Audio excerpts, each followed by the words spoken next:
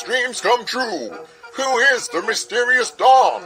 Where does roll of Rattle and Roll fit into this? Why did Mr. Rattle stow away to America? What is a jam? Where did Mr. Rattle get counterfeit money? Why doesn't Mr. Rattle have whiskers? All these and other questions will be answered in the first and following issues of Rattle and Roll.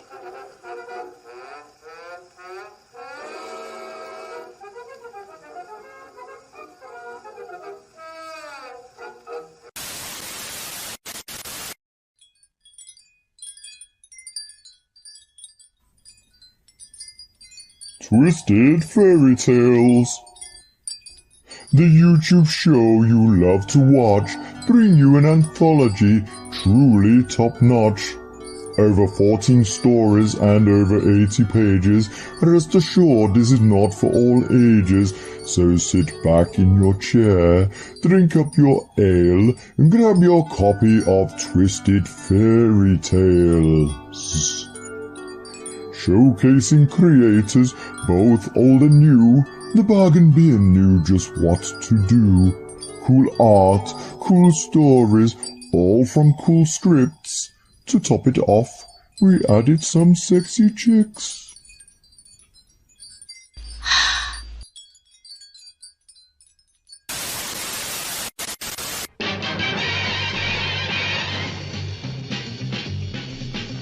Bargain bin, let's see what crowd is in.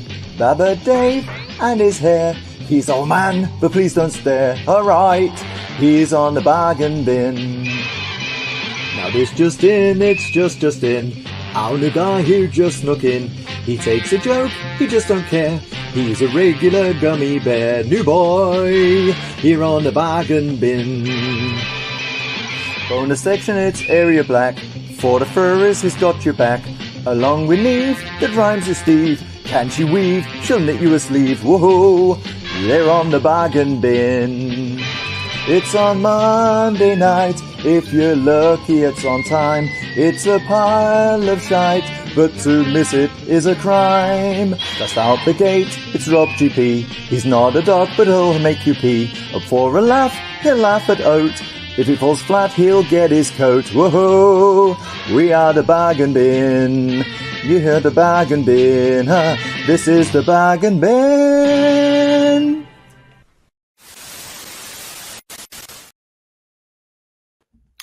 Hello everyone, it's Aria Blackness here yet again. It's Monday, so where else am I going to be other than on the Bargain Bin show? So we've got a pretty cool one today.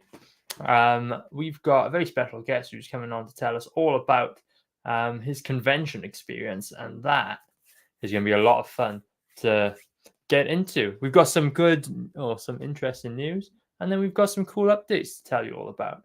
So let me bring on our host without further ado. It's our very own Justin Knight. Good evening. Hello, Justin.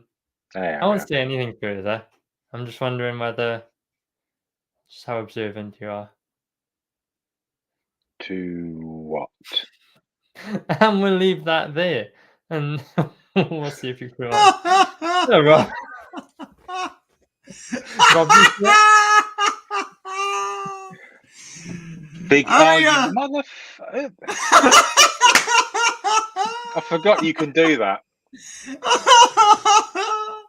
I'm sitting there in the back room laughing my BFGs off. I'll take that. It wasn't me. It wasn't me. You know, are you sure they're not, like the famous sheep? Sean. Maybe.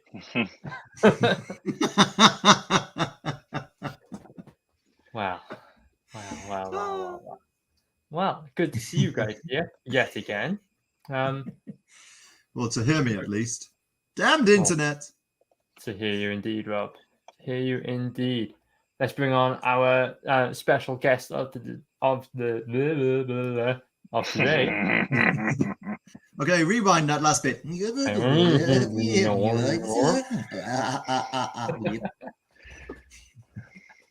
I think Rob and I have psychically synced up now, having done the show for 141 episodes. Our cycles are in sync. You feeling a little bit down today, Rob? A little bit blue? Oh God, my feet are so swollen. And that's just his feet. Anyway, here's Nick. Hello, Nick. Good to see you. Hello, gang. How are you? I'm Great. great. I think Rob's doing. Mind you, I say feet. I say feet, but it's only 18 inches. Please carry on. Oh, Wow, well that was a humble brag if ever did hear one. I got 30 centimeters, but I don't use it as a rule. Anyway, back to Nick. You know what you were getting yourself into when you signed a contract. yeah. I've got my cream eggs coming, and Oh yeah, Rob, did you get the cream eggs? Yeah, I because can get they're the really cream eggs. popular Did you get in the cream eggs? October in Germany. yeah. I don't want all the middle sucked out of them either. I want them complete. Okay, I'm That sorry, was, Nick. We totally dropped the ball on the cream eggs. I'll make sure we put that in the meeting minutes this week, and Yeah. we'll have to act on that before our next meeting. You'll just have to send us your address to ship 6 cream eggs to you. And, I wonder what the form's going to look like for that. Anyway, let's say hello to Shane. So good to see you, my man, in the chat. Good to see you indeed. I was waiting for the punchline on Rob's feet. Was it worth the wait? That's the question. Debatable. Anyway, nice to have you here, Nick, and not just in the comment section. I was under the impression that we've had you on the show before, but I am tired, so you'll have to forgive me. Maybe it's just the sleep depravity that's. Plus, we've been doing this for a long time. Yeah, only let me out at certain times from the court order papers. Could also be that we've been on a stream sometime together before. That could be. I don't know. I don't do many anymore. I used to do a lot of them, but I don't do so many anymore. I ain't got time anymore. Right. You're too busy doing conventions, I guess. The convention whore I am. Yeah, baby. Yeah. Excellent. That's a nice title to bestow upon yourself. You know, we can give out. I didn't put that on. Someone put that on for me. Yeah, okay. Name that name. Good to see you, dude. Mr. TLN Studio. Good to see you indeed. Anyway, we'll get on to conventions in a minute. You know, as always on this show, we've got our segments, and first up, we're over to Justin for the news.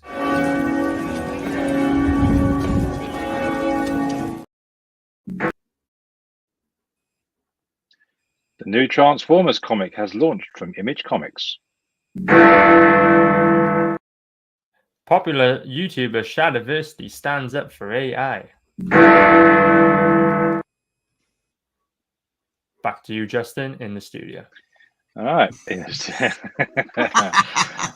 All right. So obviously, a few episodes ago on the show, we talked about this comic, Void Rivals, which was launching the quote-unquote Energon universe of Transformers for Image, who had thankfully got the rights off of who I think it was IDW, whose own take on Transformers was both boring and went tits up after so many issues. I'm going to share my screen now to preview this next bit. So this was the launch news. As you can see, Transformers 1 is out now. Written and drawn by Daniel Warren Johnson. And as you can see here, the list of covers also. Because obviously with every issue one, you've got to have a load of variant covers, such is the way. Although the interesting thing is they only list a handful here, but on the inside of the issue, the first issue, it lists a lot more.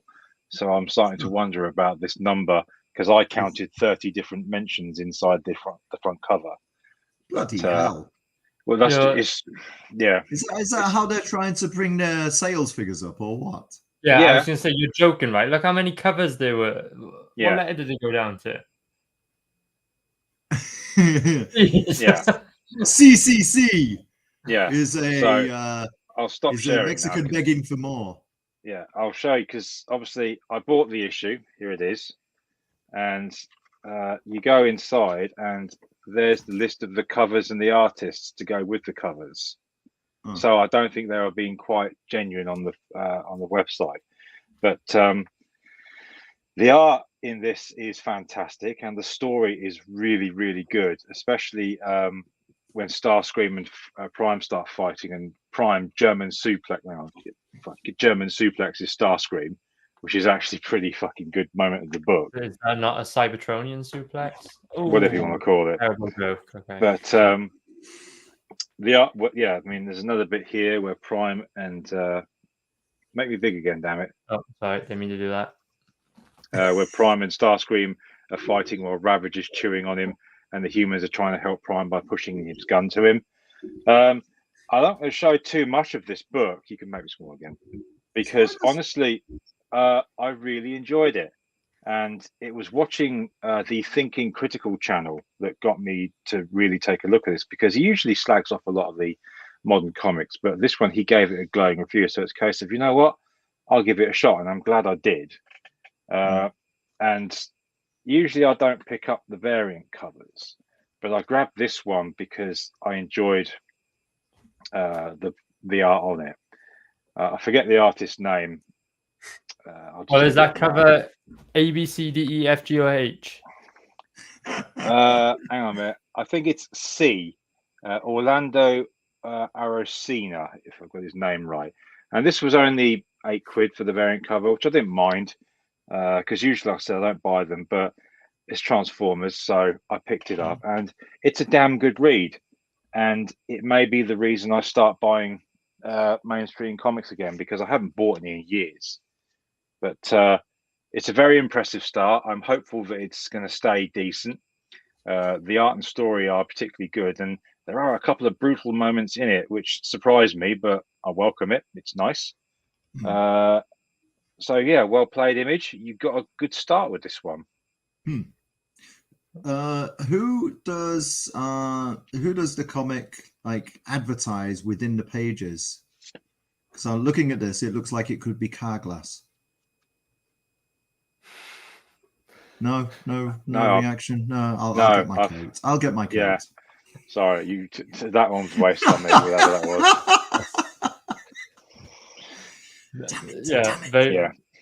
Very cool though. Interesting to see Diane Warren Johnson drawing a Transformers book where you've got to be very rigid with the lines. Because I really like his style of drawing. It's very cool, but it's very. I wouldn't picture Transformers, so that's quite interesting. Well, does it work? Yeah, it works. I mean, just going through it again, the fight scenes between Prime and, I mean, here you go. Here's a great one to show off. Make us big for this. Making big. Look at that picture there of Prime fleeing through the flames. Cool. That is fucking awesome.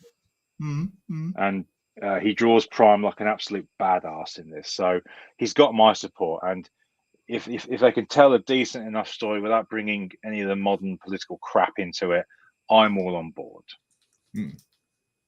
Very good, very good. That's the way it should be. Apolitical, and Prime should be a badass. Yeah, and the thing is, I'm an old school Transformers fan. I've been with it since I was a kid, and even reading that, I imagine it with Peter Cullen's voice as Optimus Prime still. So, yeah, well played. Well played, Image. Indeed. Good to see Timothy in the chat. Have we seen you around before? I don't know. Stick around, dude. We talk about. Give us your life history in 10 seconds and put it in the chat. You'll have to time yourself and be honest. No shortcuts. Anyway, on to our next story, and I'm wondering whether you guys have got any thoughts on this. So, popular YouTuber Shadiversity made a pretty controversial Twitter post today when he posted this. So I'll just read through it. My skills are increasing. Making a video as we speak, showing my process and how I get these results, the level of artistry needed, the technical knowledge required, and the amount of work involved, I think is going to shock people. And then what he's talking about is this side-by-side image that he's created of AI assisted art that he created 6 months ago and AI assisted art that he created now. And it's accompanied by the caption, "Don't let people tell you AI art requires no skill, and you just press a button to make AI assisted art." So he's uploaded a video. It's literally, it says 2 hours ago now, but when we started the stream, it said an hour ago. I haven't watched it yet because it's only just gone up. But yeah, I hesitate to speculate as to what he's going to say in it. But what are our thoughts on just what we've seen so far? I mean, the thing is, okay, if you want to use these programs to actually, these AIs, these chat GPTs, these whatever, to create stuff, the more specific you are, the better the results. Well, that's a given.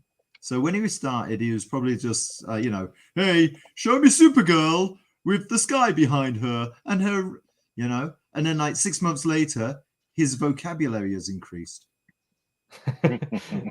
That's basically all it is. It's trial and error by saying, okay, well, he probably wants to know, oh yeah, okay, so the sun's peeking out in the lower left quadrant between a cloud above and a cloud below, stuff like that. I mean, I don't know. I mean, yeah, it's a skill, just like a lot of skills, but I don't know. What do you reckon, Justin?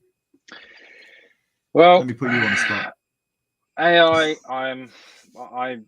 I approach this very cautiously because it's been seen to have intruded now into publishing, specifically with independent authors using Amazon. There have been numerous examples that I've seen of people using AI to write a book and chuck it on Amazon to make a quick buck. And it's the erotic fiction side that's most been hit. I know. Yeah. Well, no. The only reason I know is because another author, she showed a screen grab of all the books that had been put up by this AI writer, and you could tell they're AI because they had all variations of the same cover image. And there's also authors that want to use AI for cover design and art because they've been ghosted or ripped off, etc., by artists in the past. But honestly, the whole thing to me it sounds like one big bag of hurt. So I've purposely kept away from it. I reckon the AI assisted, erotica would be like, like, he knew it was wrong to do what he did with his sister, but it was even worse to do what he did with his trans sister. Yeah. All right. And I don't mean trans sister. I mean, I don't think I need to explain this anymore. What about pun intended? It's a while since we had one of those. What are your thoughts, Nick? I just think it takes a lot of skill away from you guys who are artists, and you train for it. It's hard for me to talk as an artist because I'm an author, but I mean, I look at those pictures there. I haven't seen this post, but I look at those pictures there, and to me, it just looks like the one on the right, the AI assisted art skill now just looks like a photo, really. Yeah, it's not. There's no guts to it. It's not like emotion, say, that's gone into it from the artist. But yeah, it's unfortunately it's the way time is. Everything changes and these things come along, and the way the world is going, everything's gone fucking AI mad, isn't it? Everything. Yeah. I think where does it end? You're right. I think you're right, Nick. You brought something up that I wanted to point out, which is, as a writer, maybe it's difficult to grasp the what's wrong here. But what I wanted to draw your attention to is Shad promotes himself as writer and proud nerd. So I'm wondering, and Nick, let's use you then. If I were to write an AI book, is that an art form, or is that making a mockery of writers who have learned the craft? Yeah, no, because I mean, it's a terrible thing, really, that's been unleashed on the world, isn't it? Really? Because I'm always saying that the internet was designed by the devil. I don't think you're wrong. It's just taking over everything mankind. It's taking it away from us, and someone out there's controlling it, whether it be the devil or whatever, But I mean, when you see, I know I've seen some of these programs. You go on and you put in something, and it gives you an essay. I mean, really, kids, that's taking all the imagination away from children and stuff. Really, if they're in school. So where do they end up? Just robots? It's no good. You got to have imagination, and it's the same with the art. I can't see. I mean, fair play to the guy if he does that. I don't really know, but if it's technical or not, because I've never used it. But if there's some sort of skill involved, I wouldn't know. But I prefer a drawing, a nice illustration that someone's done and coloured and put their heart into it. And all artists and illustrators are all different, so you're always going to get that something different from it. Where AI, you could have that same image pop up. It's exactly the bloody same. Because once it's in that way of thinking in the AI, if someone else puts Supergirl in front of, I don't know what that is, in New York somewhere or somewhere, then what are they going to get? Exactly the same as that. Yeah, you're right there. It's like if you fed me and Rob the same list of prompt words, we'd come up with two totally different drawings. But if you fed the AI the same prompt words twice, or you fed two different AIs, they'd probably come up with something very similar, drawing from the same sources, right? Possibly. Mind you, on the flip side, if Aria and I did like 10 drawings and then we mixed all the drawings up, people would be able to see instantly which drawings belong to who. Whereas with AI, every time there's going to be something that's not a style. Do you know what I mean? Unless you say, do this in the style of Francetta, right? So there's no particular what's the word I'm looking for? There's no particular style connecting style. Yeah. It's like the AI can only at most ever copy a style. It can't it can't do what any given artist that has had life experiences and exposure to all different media and different inputs in their life can. They'll have a style, right? That's based on their life experience. Whereas the computer, if you say base it on Frazetta, for example, then you're just going to get another, you're going to get a fake Frazetta, right? And human beings can forge a painting. It'd be it's practically the same thing, right? Right. In 20 years' time, AI will be doing everything. We'll all be sitting in bed eating Krispy Kremes and watching shit. Or Cadbury's cream eggs. Oh, don't start that. I've got to wait for them. So hey, it's interesting you mentioned that the internet was from the devil. Did you know, right, that Nostradamus, one of the Nostradamus things was that the 20th century would be controlled by the devil, right? And if you write, apparently, I read this, so I can't really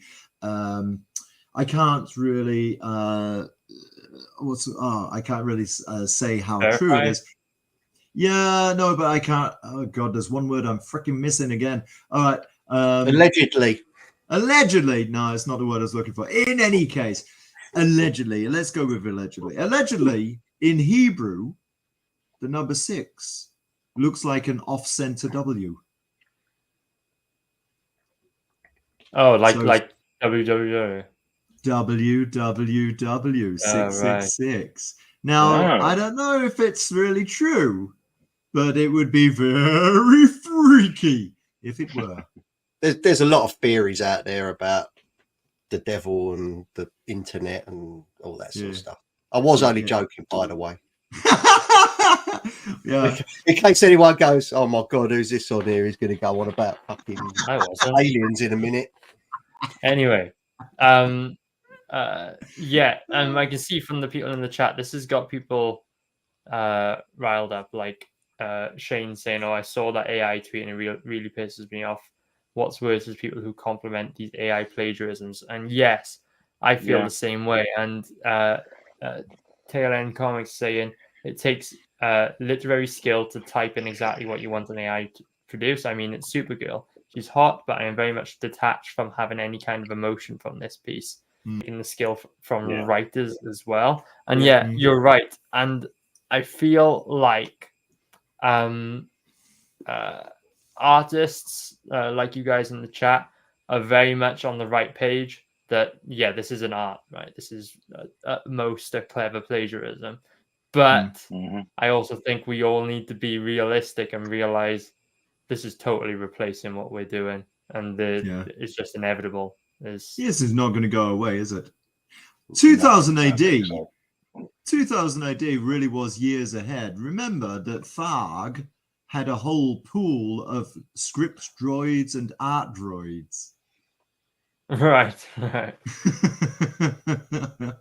But see, you see these AI drawings.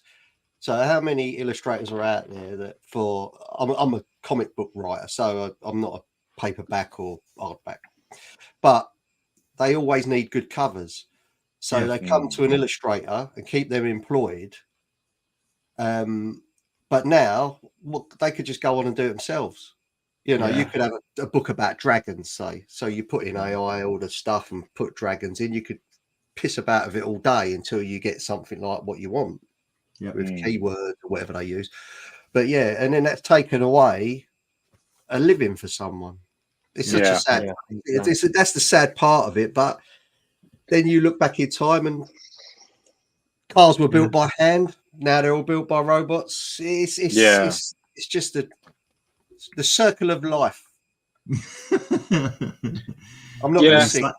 The recycling of life. Yeah. So where do you fit in? Where do you fit in? Where do you go forward with it? Yeah. That's where we've all got to find our place. Where do we go with it? Well, it is a Pandora's box, and you can't close it now. It's there. It's out there. You can't close it. It's not going to go away. Wasn't there that story I saw of an AI artist that was at a convention? They got asked to leave. Yeah. Yeah. Put that on the stream. Yeah. A while ago. But we've already seen, and I think I mentioned this a few weeks ago, that one particular judge ruled that AI generated art cannot be copyrighted. Now, if that becomes a general rule, then anyone who uses AI art on their covers or they can't copyright that. No. So, that means that anyone could say, okay, fair enough, you created that by AI, the writing, the drawing. I'm just going to print it off and sell it myself. Yeah. And then there's not a sodding thing you can do about it.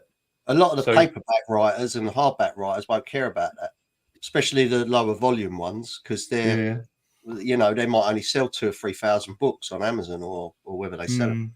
Yeah. So they're not going to be worried about that, because if it's a love story, or as Justin likes, these erotic sort of stories, then it could just have a rose. Erotica. Just have a rose on it or something, but they would still need to pay an illustrator to draw that rose. But now they just go on there and go, well, stick me a rose on there with a champagne glass, or and big tits. Yeah, in the background. And a box of crystal creams. If we didn't just mail how to sell a comic book in 30 seconds. So, you know, Justin writing his AI assisted children's book, the BFG. What was that again? Yeah. Shut up.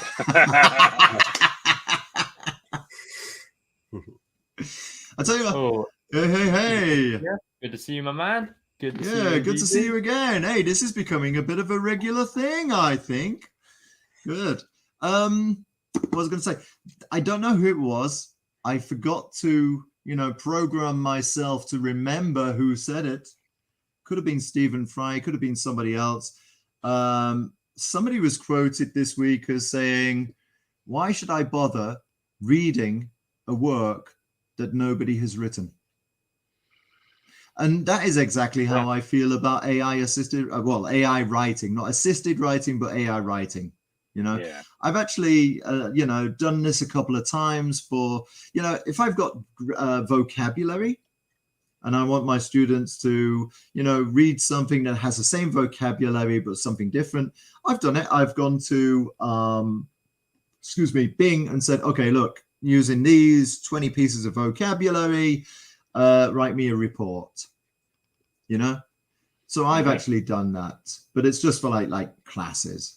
And they're not particularly good. They're okay. You still end up having to tweak them. Yeah, because again, they're not written by a real person. Yeah, I do. It's early stages. It's like everything. It'll just. This is true. This is so true. It's like having a Sinclair ZX81. You lot are probably too young to remember them. Bloody, I've still got one. And the next thing is, what do you get? A Spectrum. But, you know, everything advances. It's just one of those. Yeah. Everybody in the creative industry should be scared of this. Oh, absolutely. They said exactly the same. Yep. In 20 years, we might not even be watching. Why are they going to pay Hugh Jackman 200 million to be Wolverine when they can just put him on the screen as an AI for like 50 grand to get someone to do it? But this is the whole point of the writers' strike, isn't it? Because it's not just the writers, it's the actors as well. And that's what they're worried about. And they are absolutely bloody right to be worried. Yeah. You know. Because they've done it before. Because, I mean, I think it was Sky Captain in the World of Tomorrow. They recreated Laurence Olivier for it. And he'd been obviously dead years at the time. Yeah. And that, I don't like that. I really find that uncomfortable. And then obviously the whole Superman section in the recent Flash movie where they showed a young Christopher Reeve, which I thought was very uncool. Yeah. Okay. I'm an AI. I died 10 years ago. I don't even know what I'm doing.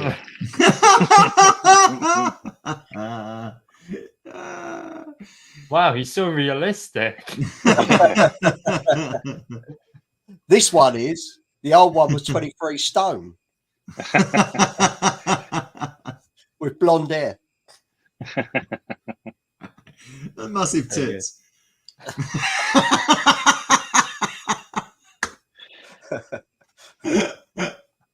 Brilliant. Well, it's amazing how one tweet can turn into 20 minutes of content. Very cool. Very cool. So that's the news, guys. Onto the whole reason why we built this show in the first place, talking about conventions. And like we said, we've got, what was the term, Mr. Convention Whore himself? Please forgive me if that's derogatory. My illustrator calls me that. That's very kind of him. Does he put it on his invoices? Yeah. I actually go, when I apply for them, I actually put convention whore. And it usually gets me in. They all know you by now, right? They've all got a story to tell. I've done quite a few. Speaking of, who's this handsome chap with a lovely booth that is going to tell us all about his experience?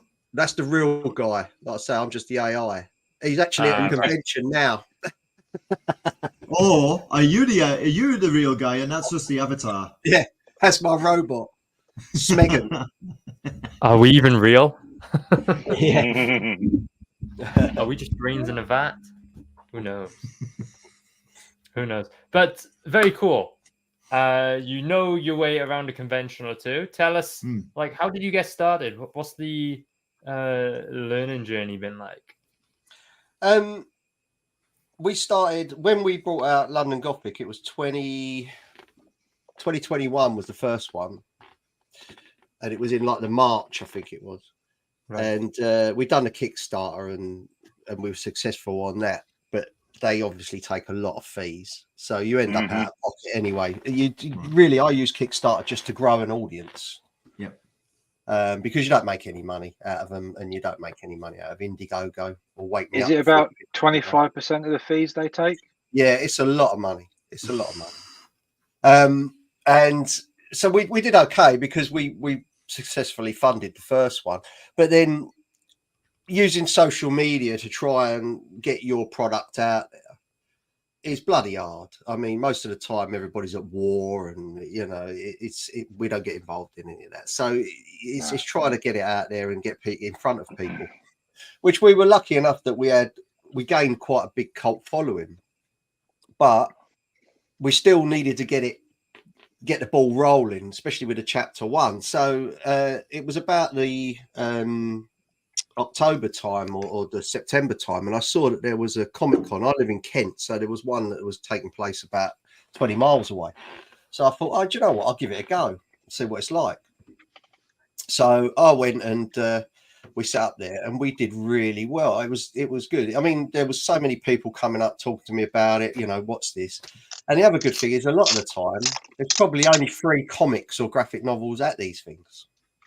So, we if people are coming to buy a comic or a graphic novel at a Comic-Con, we've got a good chance of selling.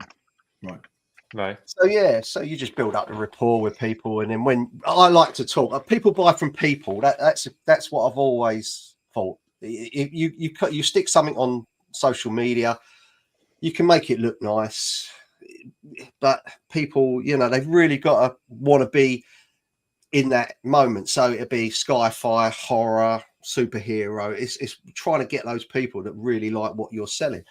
And that's really tricky. On social media. But when you're face to face and you're explaining your story, and you're letting them have a look through the book, and they're looking at all the art. I've got a fantastic artist, Mike Burton. He's amazing. So when I have all the roller banners and everything done, everything's there. It draws them in. We've got a really colourful stand with the art. So we did that one at Kent, and then it was like a tester really. And then we thought, okay, we'll go and do London Showmasters, which was in November. That was an interesting one. Interesting. Well, Mike came down. He lives up near Derby, so he came down, and we said we'd do it together. So they're obviously expensive because there's train fares for Mike. We had to get a hotel because we're staying at the other end of Heathrow.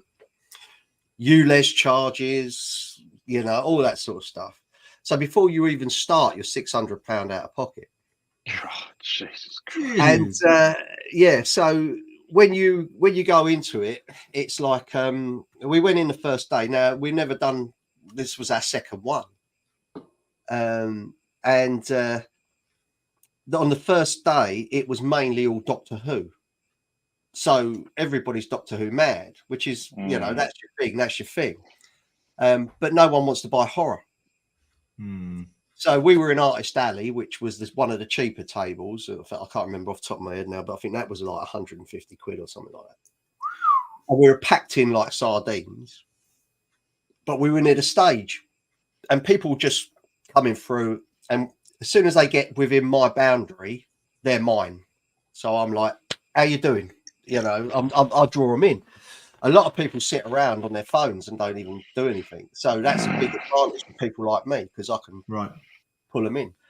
So we done okay. But the second day, they had, I think it was some of the Stranger Things cast or there. So it was definitely more horror.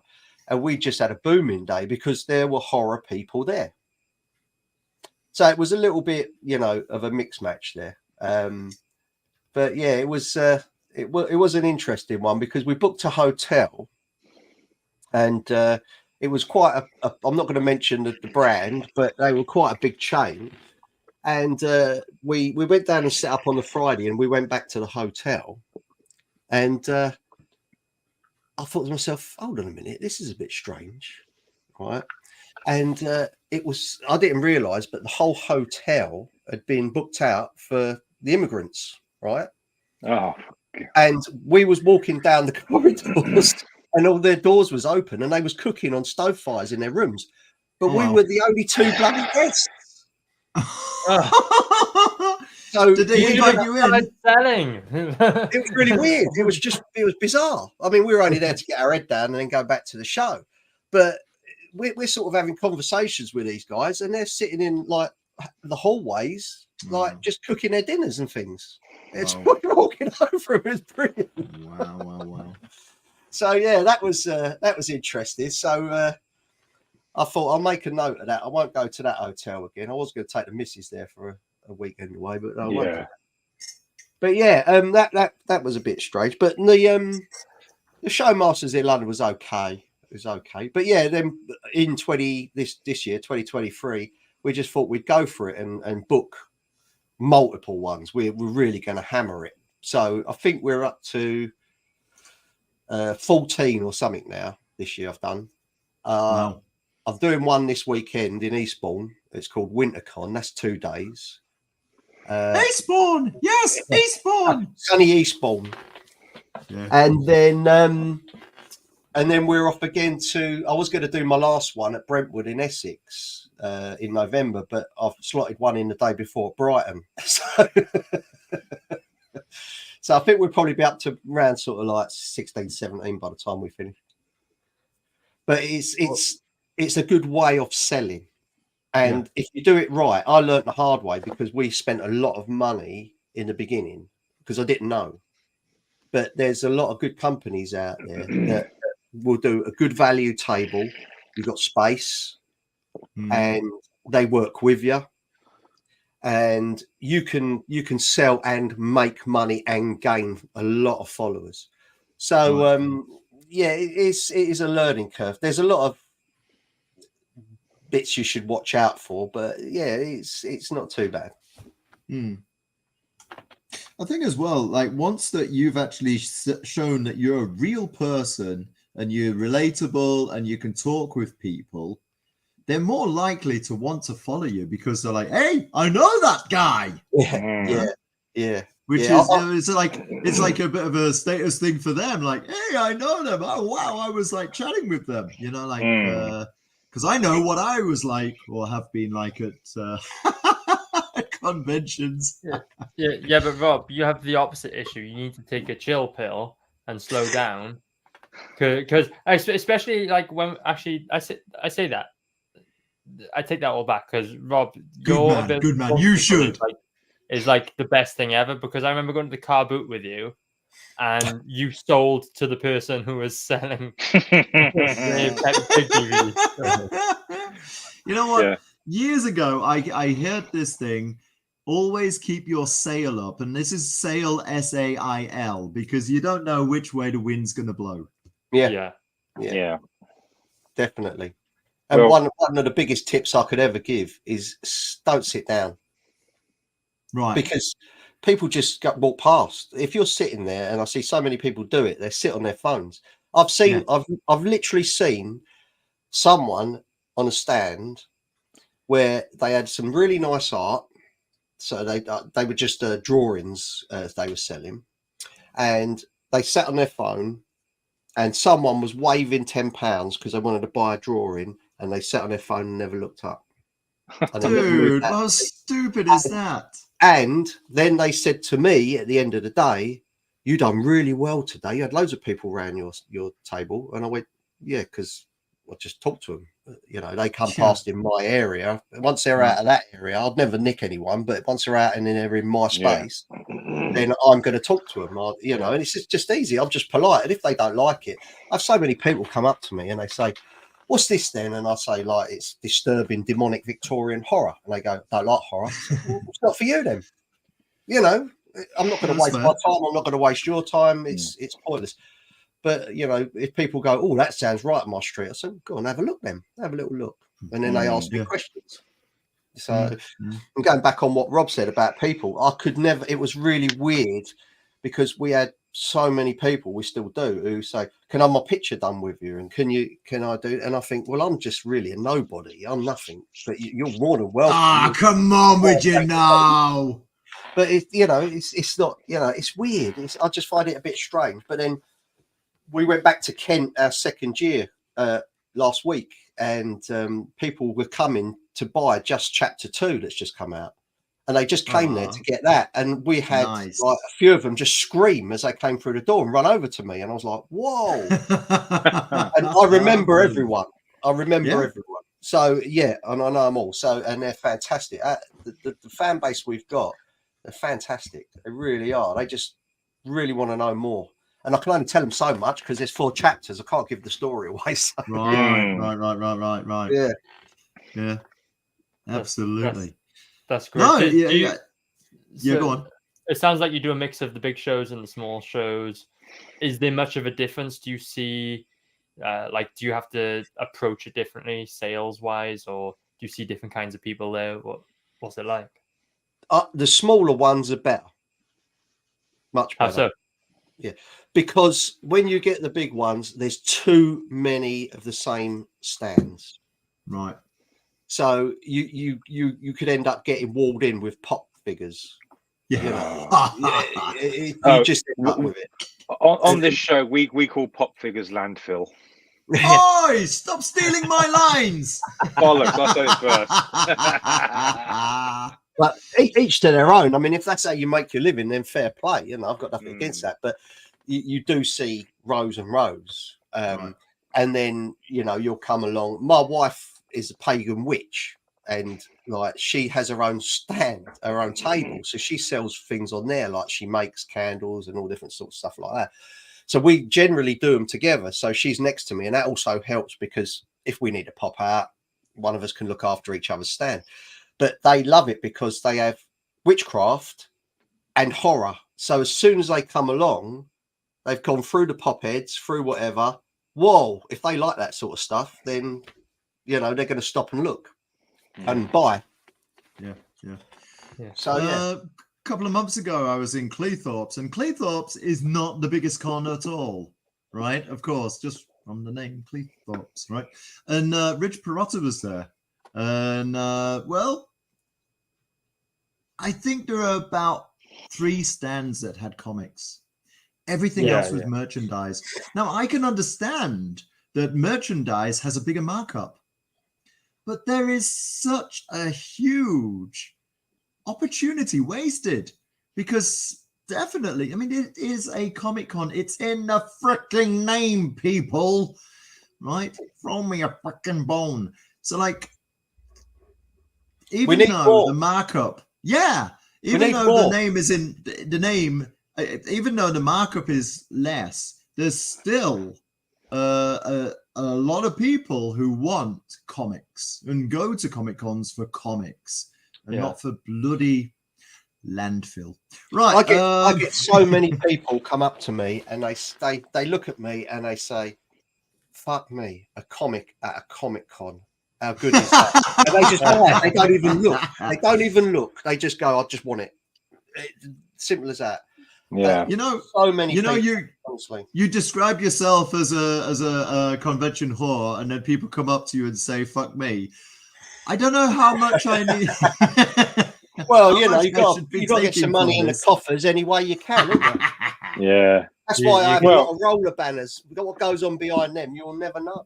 Unless obviously you want to come and visit my stand. Well, at least your conventions actually went ahead because we were all supposed to meet up last year at the ICE convention in Birmingham, and it was strangely cancelled. Damn it! The CG group chat has been for years talking about doing a CG only or a CG focused convention.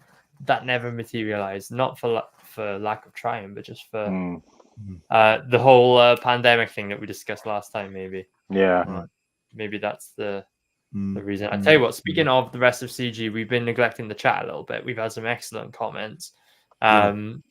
Chris saying I'm insulting the guest, but I did call him a handsome chap when I brought up that first image. Not many people call me that. Rob complimented the size of his knockers. I like this comment by Shane. Chatting with the critics can be fun at conventions as you cross paths again at another or at other creative events. One of my favorite things about Comic-Con /Expos. Yeah, indeed. Yeah. Chris says no one wants horror or whore. I feel like one is good all year round. But he's not saying which one. We'll leave that up to the viewers' taste. There are people who love horror comics, just have to find the audience. That's So true. That's true. Always see folks with horror-related stuff at the cons. I go all year round. I buy their stuff. And then Commie Mark entered the chat. A little bit early. Yeah. What do you mean too early? I don't know, but Commie Mark's here. And who needs Alan Moore when we have Commie Mark?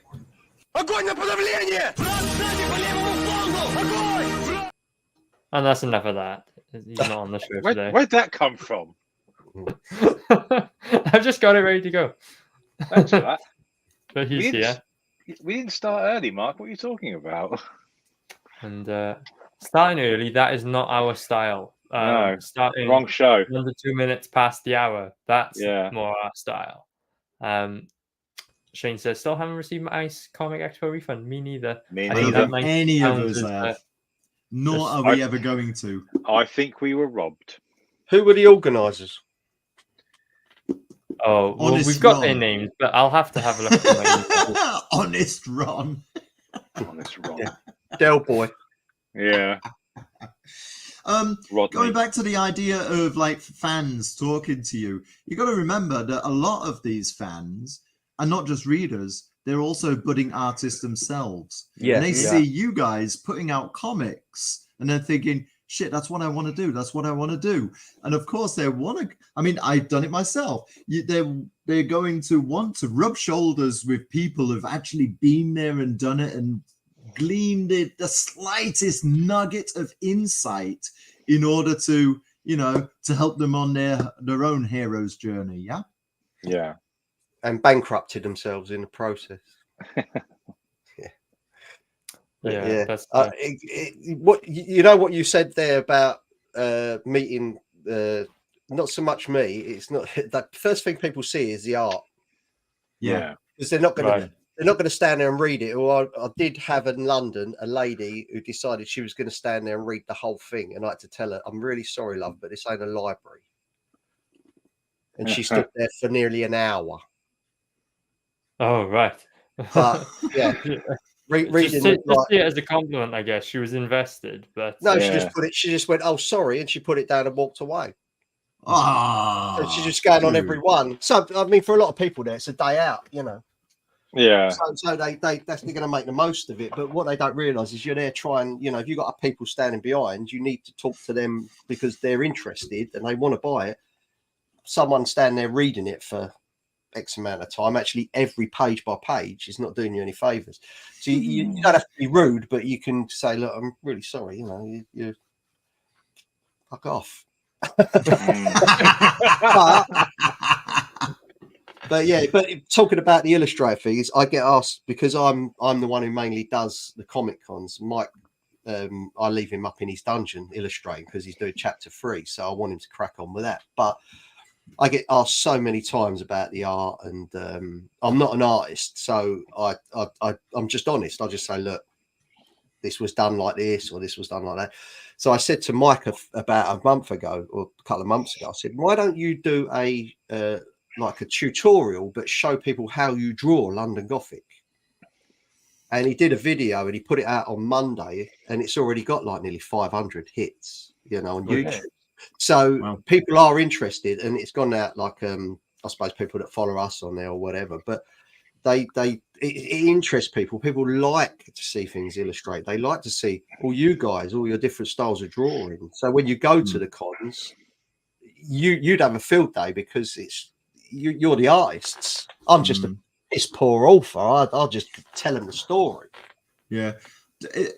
Your artists, are they like, do they live a while away from you? Do they come to conventions with you? No, the one I've got is Mike, and he's up in Derby. So for him to keep Right. coming down would incur so much cost. I mean, it's like £140 for a train ticket. Right. So when you take Damn that, privatization. he doesn't drive, so it's a bit tricky. So you've got to try and keep your costs. Like I say in the beginning, it was a learning curve. You end up just chucking a load of money at it. Yeah. And you're not really getting anything back. Well, by the time I'm a quick learner. I run my own business, so I've got to be a bit sharp. So I thought, fucking hell, after the second one, look, we got to do this differently. Let's do the smaller ones, keep the costs down, and then we'll make some. So we do make a bit. It's not a lot, but we make a bit. But it's better than losing all the time. Oh, absolutely. Yeah, absolutely. Who's a young fella standing next to you here? Do you know what? That was quite funny. He was one of the guests at Bournemouth we were at a couple of months ago. And he came over to the stand and he was such a lovely man. And it was like going towards the end of the day, you always get a lull at the Comic Con, last hour and a half. Nothing happens. Everybody goes home to have their dinner or whatever. But he was one of the people with Sylvester McCoy, and there was a few others, and they were all signing stuff. And he came over. I don't know. I ain't got a clue who he is, right? And I'm chatting away to him and saying, "Oh, I really like this. I was in a Channel 4 program quite a long time ago, before your time, in the 80s. I went, fucking hell, thanks, mate. I said, like, I was running about right in the 80s. For old fart. So he said it was called, it was something Gothic, funny enough. And he said he played an undertaker who was nicking all the body parts. I went, that sounds right up my street. I said, have a look at this and see what you think. So he had a look and he went, oh, yeah. He said, I really like this. I think I'm going to have one. So I went, no problem. I'll sign it for you and everything else. So I said, I see you sitting over there, but I said, I'm not being rude, but I know you said you was an actor, but is that all you've been in? Like, because they usually have people that are, sort of like old Doctor Who's or whatever. Yeah. And he said, no, he said, I was Davros in. No! Oh, God, Terry Malloy. Shit. Terry Malloy. Malloy. When he said it, I went, God well, damn. fuck me. Now I know who you are. So I remember you shitting the life out of me when I was a kid. No wonder he's wearing that big bloody hat. Otherwise, he's got a big eye in the middle of his forehead. Yeah. So he was quite happy to get a picture done. I said, and he had his hat on. I went, well, my missus had just bought me an hat like one of our characters, the Duke, off one of the stands there that was selling like steampunk stuff. And I said, right, we'll put our hats on and we'll have a picture. He went, oh, yeah, absolutely. He went, I'm going to love this. And he was fine. He's really lovely man. Absolutely wonderful. Nice. Wow. Nice. Davros has your book. That is brilliant. You've got to put down a poster. Excellent. Very nice. Nice. Hey, the previous, I'm just going out on a limb. The previous photo with the guy with the hair, is that what was it? Is that the guy from Walking Dead? Daryl, Walking Dead. Yeah. I thought it was, but he looks older because of makeup, I guess, in the show itself. He kind of looks older. Yeah. Wow. But that guy, the cosplayers, some of them are amazing. I mean, that guy came past and I went, I watched The Walking Dead and I was like, wow, that is brilliant. Yeah. You actually do look like him until he spoke. Oh, so it's not the original Daryl then? No, but you would think it was, wouldn't you?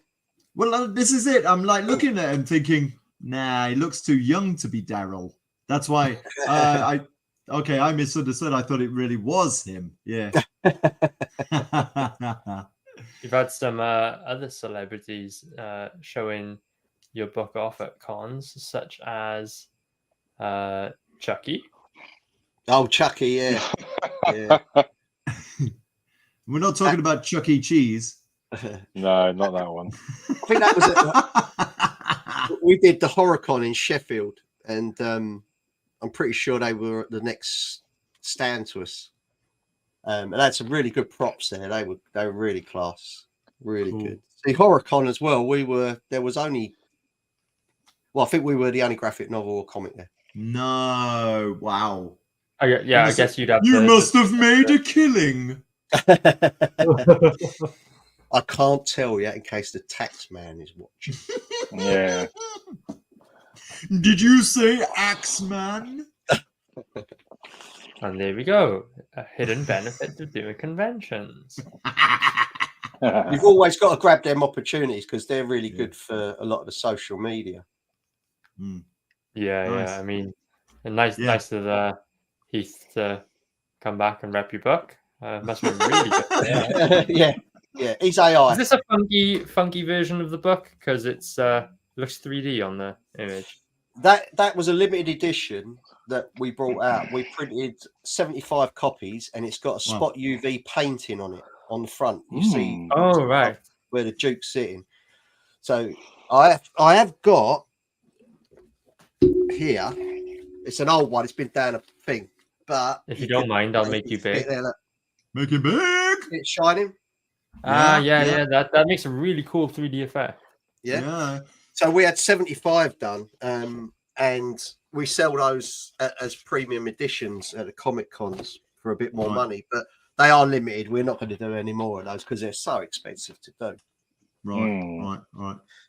But they so you say UV spot UV, is that like a hologram? No, it's just it's all it is really is it's like a very fine gloss film over certain areas. Okay. All right. So when you print it, you laminate it, and then they put a spot UV screen on there, a bit like a screen printer T-shirt, something like that. Okay. That's very cool. Oh, very cool. Totally.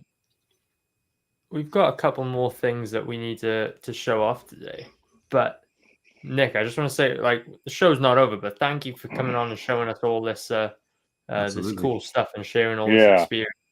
And I'm totally gonna pick your brain after the show some more. Oh yeah. We need you on the show a bit more often, I think. Yeah, I'll try and get on again. It's getting the time now because I'm so busy in my normal day job. This is a busy time of year for me, and then being whoring at all these Comic Cons, trying to get ready. Takes its toll out of a man, I tell you. You got to maintain that reputation. You got to maintain that reputation. So the big reason why we've had such a focus on conventions past 2 or 3 shows is because Blackness Comics is starting to hit the convention scene, and we're starting with Kelly's Comic Fair in Newport Riverfront. It is on Saturday the 4th of November, so it's coming up very, very soon. And have you spoken with him about a new design for the flyer? Not yet. I did say I'd give him some help, but time and throw him my way. Throw him my way. If you ain't got the time, I need the money. Okay, I will. I don't know where you guys are all based, but there's 2 conventions that I do that I find really good. One of them's called Striking Events. Right. And they're small. They don't have people there signing stuff. Right. They concentrate on purely they get cosplayers in and stalls. Okay. And they're really good guys. We've done a couple with them. We're doing another one with them. Because they're smaller, you get all the footfall. People don't come and spend £25 on an autograph. They'll spend £25 on something else. On books. Yeah. The other one we do is one called UK Comic and Gaming Festivals, UK CGF, and they're really good as well. Okay. And they're really well run. I tend to stay away from the big ones now. I did get an offer to go to MCM, but again, it's you probably make quite a bit of money, but when you take into account the amount of money it's going to cost you, you've got to weigh it up, and it's just not worth it.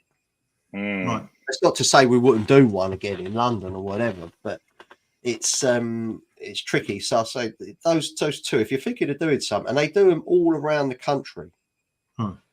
So you'll be able to find one here or there. They're like 60 quid for a table. You can easily make that back if you sell well. Yeah. And like I say, I'm just talking from the experience that I've had being a whore. Yeah. Shane says it's easy to spend over €100 at comic expos on indie comics. Yeah. That would make sense if I knew what €100 was. Let's use real money in this stream. Yeah. Well,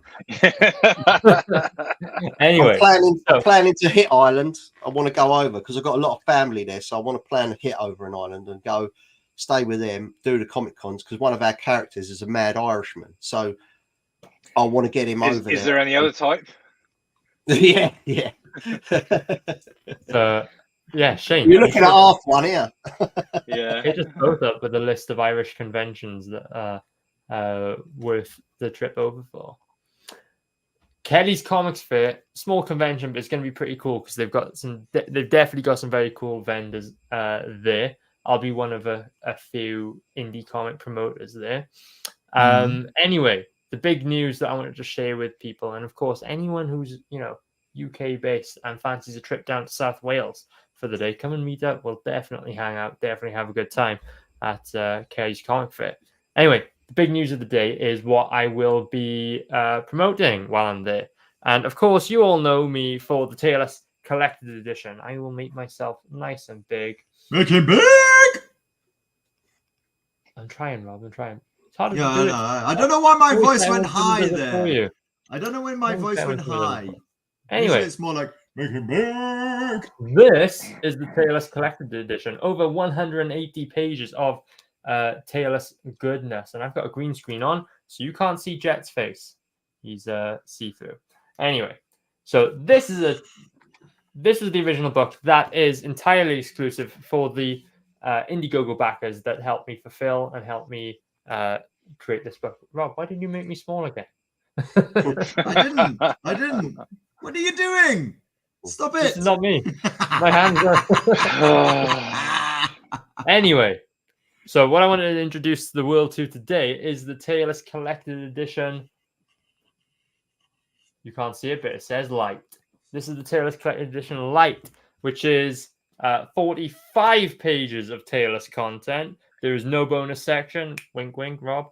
There is bonus section. No CG collaboration comic in this. And I don't know if you could tell by just the spines, but that is a... Are we talking tailless or spineless? Ka-ching. Quack, quack, quack, quack. So, point of my story is that I don't want the original backers of TLS who to not feel like they're getting something exclusive, because the brand new book, you can see the content difference there. It is drastic. But what it is going to mean that anyone who comes out to see me is going to be able to get their hands on some awesome TLS content at a cheaper rate. Yes, it's less, but it's no less cool. And of course, I pick a page with loads of green on it. Here's an orange page. Hey. So yeah, that is the TLS Collected Edition Light with a variant cover and slightly different content inside. So you should consider checking it out. And I'm on a vendetta to get Blackness Comics set up entirely online, just like Nick from London Gothic is. And we'll take a look at his website shortly. So you should keep an eye on us on that front. Anyway, that was our show and tell segment, but I believe Rob has something else. I didn't play the... but it depends on the time, because, okay, the thing is, over recent weeks, you've seen that I've been without camera. And the problem is that where I've moved to the past few months, we're still waiting for fiberglass. Yeah. Fiberglass. Yeah. Fiber optics. Damn it. Fiber optics. We were still waiting for fiber optics. Yeah. Rob's internet is powered by hamsters on wheels, and they're getting tired. It's actually 4 hamsters wearing a large trench coat on a hamster wheel. Very good. Okay, so I went to France this weekend. Actually, back to Nick's. Back to Nick's question. Yeah, I mean, let's put it this way. Justin, you're near Birmingham, aren't you? I'm in Northampton. No, that's the one. Aria's in mid to South Wales. I'm in Ooh La La, Deutschland, and but my best buddy from Cologne lives in Montpellier. So he's been there for 4 years. So I went to visit him and had a great time. Ooh La La! Had a great time checking out, Les Bandes Dessinées. And we know this one, don't we? Even though it's Spanish originally. Have you seen? Yeah, we actually had. Yeah, I actually didn't see anything because I was like hanging out with my buddies. So. Oh, he's talking about Black Sad. Yeah, we did a show about Black Sad, didn't we?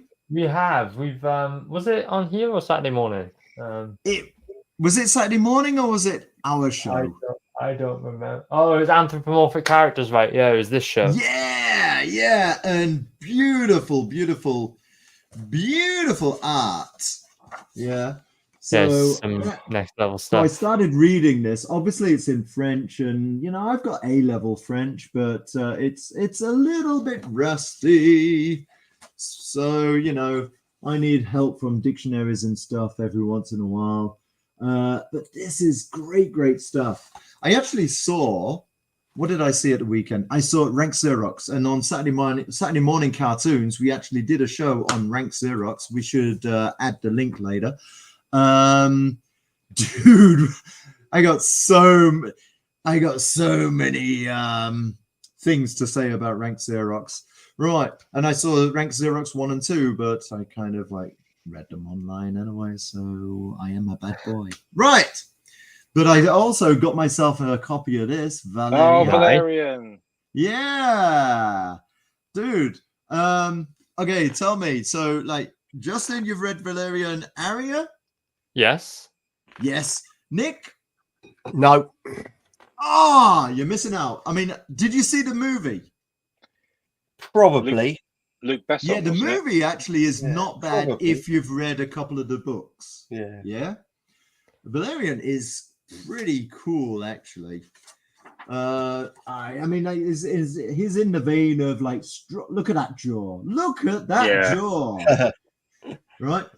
I gotta say, these guys, I mean, you can tell the difference in style between the 1970s all the way through to now, just from Star Wars figures.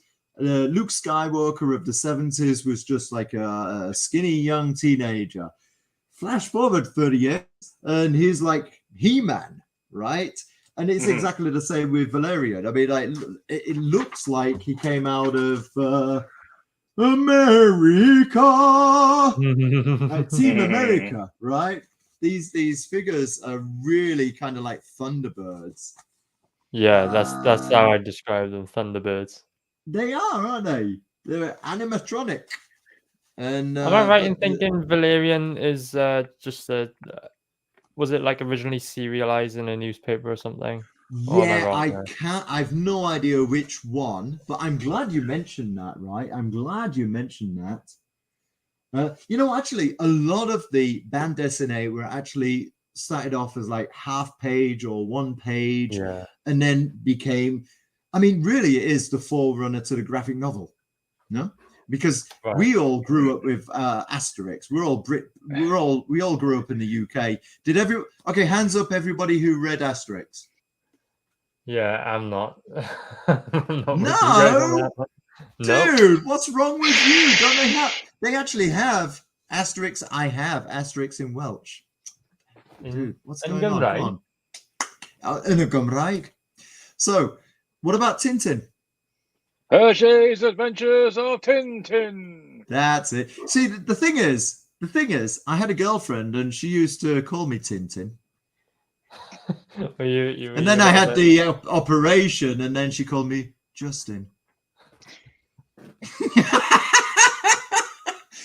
Da, da, da, da. Right. I'm not doing another pun intended for that one. No, don't. Coming. Although that was better than the first one. That doesn't look like the Tintin I know. No.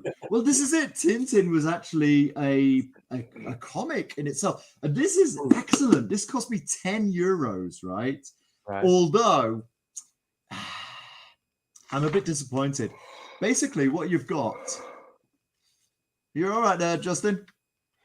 Oh, sorry. So what you got is basically the collected comics of that year as an album.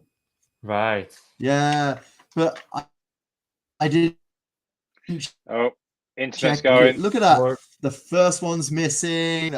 Bollocks. So like about the first 2 or 3 are actually missing, and then you get into it. And these are the the comics that were released during that year, collected as an album. And I thought, I got to get this because I don't know a lot of these characters. I mean, who the hell is Modeste et Pompon? I don't know. Never knew him. Never will. And who the hell is? It's a very French name, isn't it? Well, hang on. Let me do this without destroying the book. Who the hell is Bob Mahan?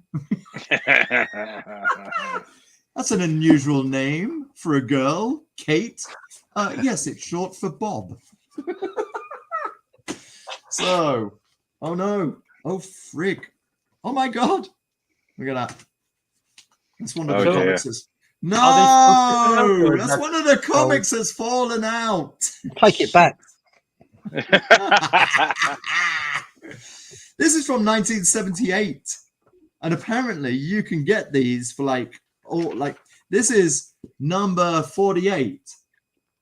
So I don't know how many years these were going, but brilliant. I started reading this a couple of days ago. Looking forward to reading the rest of it.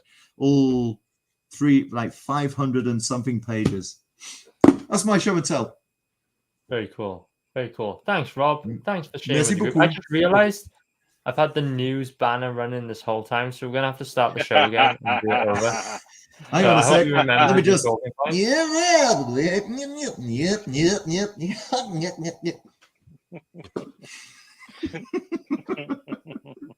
Let's take this opportunity to I point destroyed our a comic. lovely viewers in the direction of London Gothic, the website. So is this the best place to direct our viewers to, Nick, or is there an alternative? Where would you like people to go? No, that's the best place if they want to be tortured. We've just had a new shop built as well because we found out that the shop wasn't working very well. We was losing a lot of sales. So we just had that redone. Yeah. Was it because the shop was on its phone? Oh, sorry, that was awful. Probably.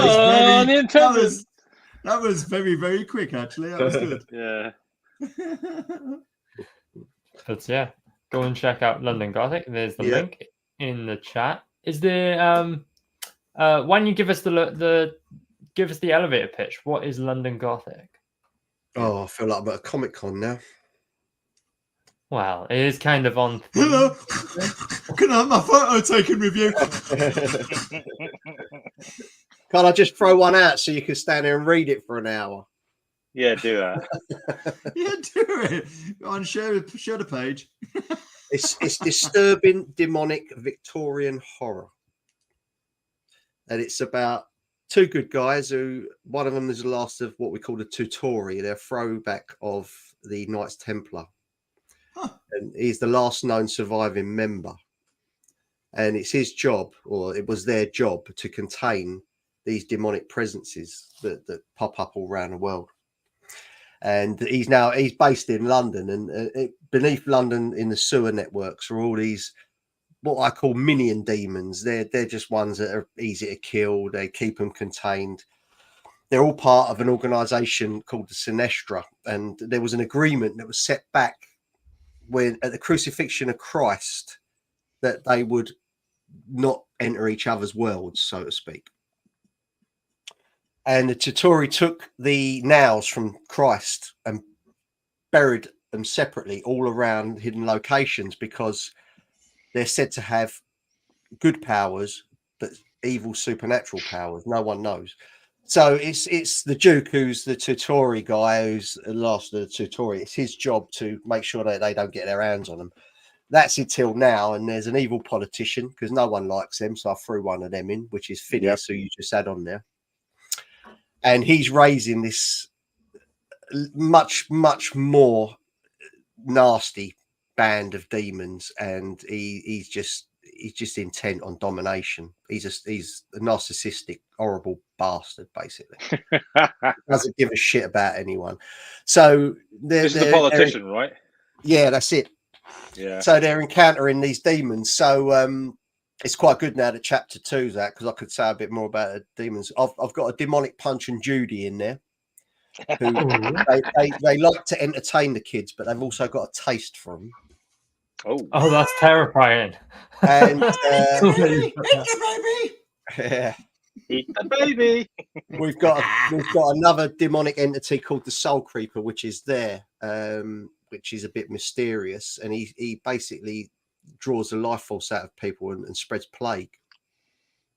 And at the end of chapter 2, we've brought in Sawney Bean. So he's the Scottish cannibal of legend. I took all myths and folklore and basically totally fucked them up and demonized them. That's wicked. So they're all in there, like a Victorian London. I mean, I don't know if any of you have ever seen Penny Dreadful. Yeah, I'm aware of it. Yeah. So we had a review, and the guy said, "This is like Penny Dreadful on speed. This is how it should have been." So yeah, so it's one of those. I don't want to say too much because I want people to go and buy it. But yeah, we've had pretty good reviews. We've got quite a big cult following now. We go all the way out across the lands, even to New Zealand. So nice. What's your postage to Germany? Postage to Germany? I don't know, actually. I think it's about 16, 17 quid now. Raw mail. Oh, wow. Bloody hell. That's what kills it. That's what kills everything. That's it, isn't it? Yeah. Damn it. But we've got digital copies on there that are £4 each. All right. Fair. So Nice. If they like it, they want to get a physical copy. We've got a lot of collectors as well that come to me and say, I want all 4 because they want to put them in a collection or leather bound, or make them look like an old Victorian leather bound thing, which we're thinking of maybe doing after we've done all 4. We might do like what Aria's got there, is a real thick one, but I think by the time we're finished, it's going to be about probably 500-600 pages. Yeah, the printing costs sting when they get past like the 100-page mark. Yeah, absolutely, yeah. And it's like I say, going in. I did see a tweet earlier. One of the only social medias that I look after. The rest of my wife looks after for me, but I look after the Twitter. And I saw someone put on there that they've been making a comic, and they've spent £12,000 since August, and they just don't want to do it anymore. It's destroying them. And I was like, since August, yeah, I feel their pain. I feel their pain. It's a bottomless pit. Yeah. There's a meme out there that says, "Teach a man to fish, he'll eat for a lifetime. Teach a man to read comics, he'll always be poor." Yeah. But it's all relevant to what you charge for it as well. I mean, if you've got something that's a great product and people like it, and then it takes off, then that you do all the hard work with the hope that it does that. Even though when I started, really, I had no intention of bringing this out to the masses. I did this for my sons because I told them the stories in all shapes or forms since they was tiny and scared the shit out. So now I'm going to tell you about the soul eaters. Yeah, I used to say, well, in the beginning, the Soul Creeper was called the Sandman, and it was before Neil Gaiman brought anything out. All right. So I used to say the Sandman's crawling on the roof, and if you don't go to sleep, he's going to come in and take your eyes.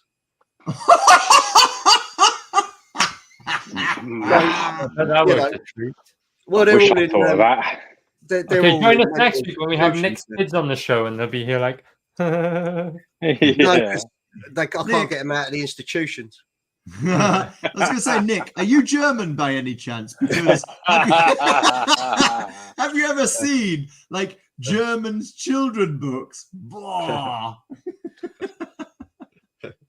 Like I have to have a authentic disclaimer on Gretel. my table because I get a lot of kids coming along and they want to look, and I have to stop them because there's some quite brutal scenes in there. Oh. So there's no sex at all in London Gothic. It's not like that. It's just brutality. It's purely brutal and disturbing. I mean, I've had people email me and say, "Fucking hell, what is Punch? What is Punch doing? Are you right in the head?"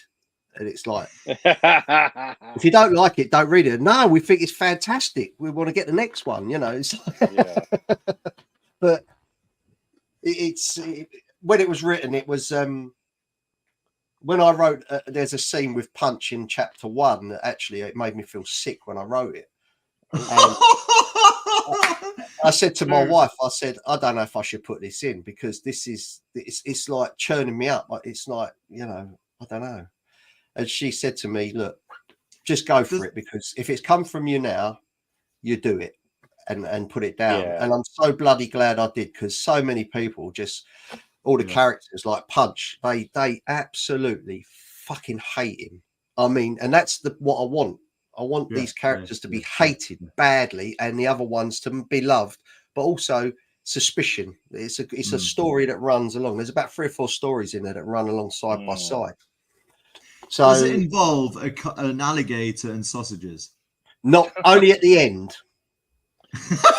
I'll put it away now. Oh my god! Fantastic. Please, can we end this now for my suffering? You got me more than alligators and sausages.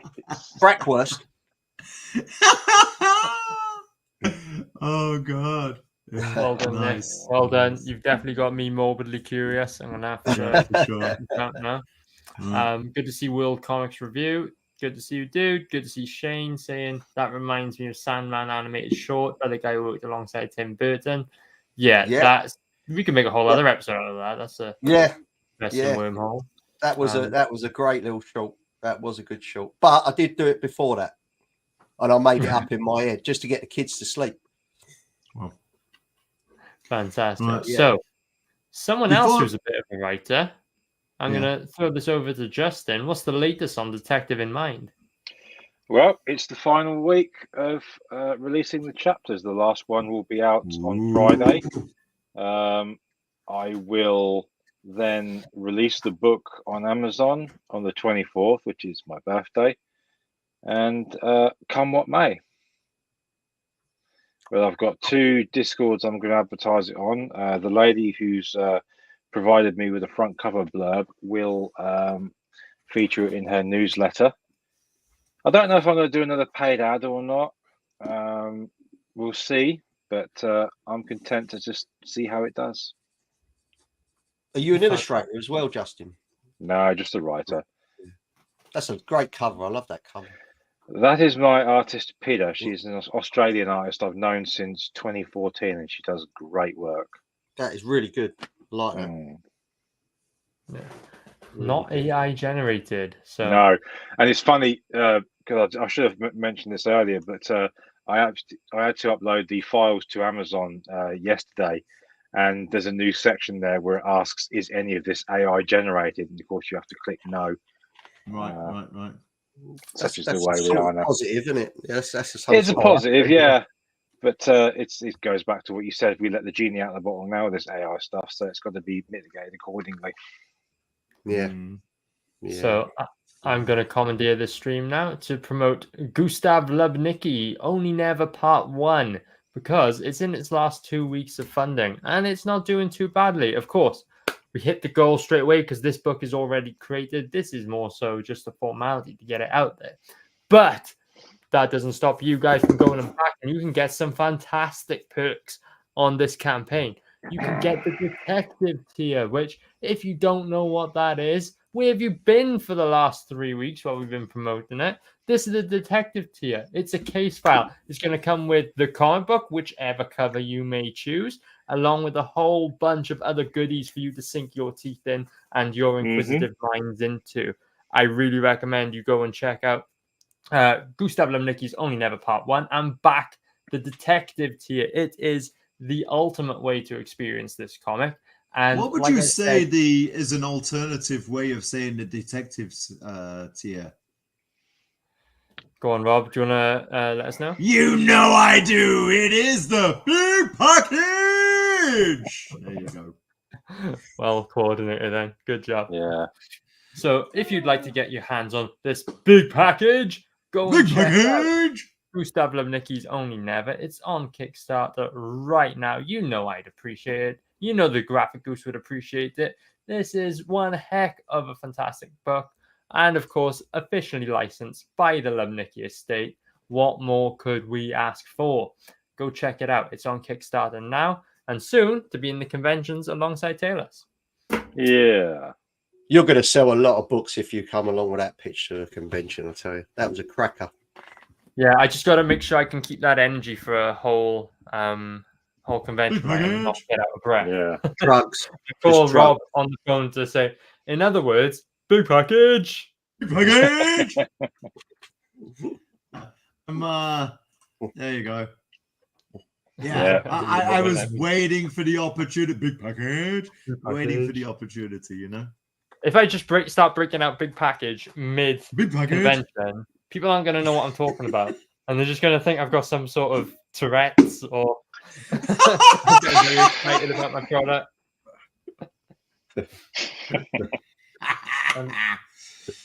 Did you say Tourette's or packets? We're gonna shine a light on Rob's big package because he's Big got package. a called All right, if you insist. Oh, right. That's what you meant. Right. Okay. Good. Then keep the belt on. that's the wrong one. Hang on a sec. Yeah, that one. Yeah, it's hang on a sec. Rattle and roll. Just like London Gothic, it's set in the 19th century. However, the other side of the pond in New York, with anthropomorphic animals with a scientific background nonetheless, focusing on Monsieur Rattle, who is a rat. Dun, dun. You get it? Surprise, surprise. He is a rat, although he has a bit of a backstory, which I do not tell all at one go. No. He smuggles his way into the United States. He let me see. He makes friends wherever he goes, and he has a run-in with the mafia, with the local mafia, who make him an offer he can't refuse. There you go. And he gets saved. Okay. Sorry, Rob. He gets saved by a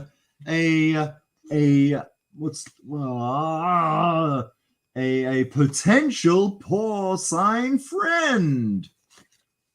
But I may be giving too much away. Rattle and roll. It's let me see. What can I? It's a bit small. It's a bit small for my poor old eyes. Yes. It is on Unlimited. So if you've got Kindle Unlimited, you can read it there. You can get the paperback. You can get the blurb version. You can get the KDP version, and you can get the floppy arithmetic version. And yeah. So I hope you like it. I'll put all the links in the chat for all the various all versions, 55 links. Yeah, but Rob, consider getting a link tree, dude. I have a link tree. Oh, I have a link tree. Oh, where the heck is that thing? Dude, you've never asked me for the link tree. But okay. Okay. I'll give you the link tree. Okay. We'll figure that out for next time. Help me to help you. Help me to help you. One more time, I'm going to promote the Kelly's Comic Fair, which is at the Newport Riverfront on Saturday, the 4th of November. And it's going to be a cool day. Like I said, they've got some cool vendors going there. I myself am going to be there promoting Taylor's. So you should come out, check it out. And of course, if I see any of you CGers or anyone else in the chat, we're going to hang out and have a good time. So I'll see you there. I'll see you there. Nick, thank you so much for joining us today. It's been one heck of a good show today. Oh, it's a pleasure. Thanks for having me on. No problem. But of course, you know what we make guests on this show do. Does he? No fucking idea what you're talking about. That's like the last hour and a half. Yeah. Package review. Everyone stand up and we'll rate it on a scale from 1 to 10. Right. This all new boys and girls get to do the gay wave. Then I will put on my hat. Okay. Hey! Make it big! On 3, 2, 1, let's go. Gay wave. Bye. Justin, what's wrong? No, I'm not doing this.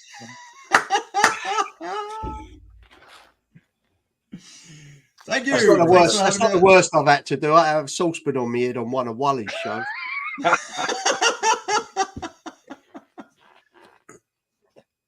Oh well, that's the show. Good night. Yeah.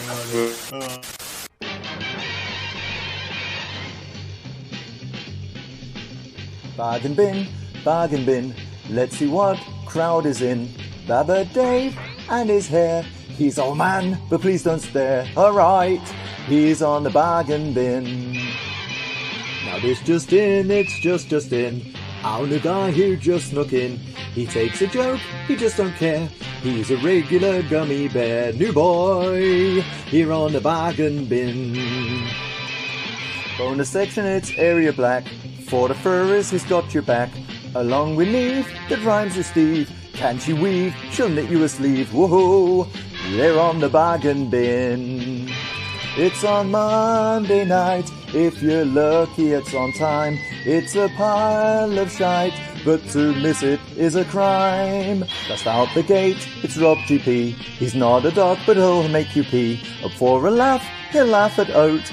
If he falls flat, he'll get his coat. Whoa, we are the bargain bin.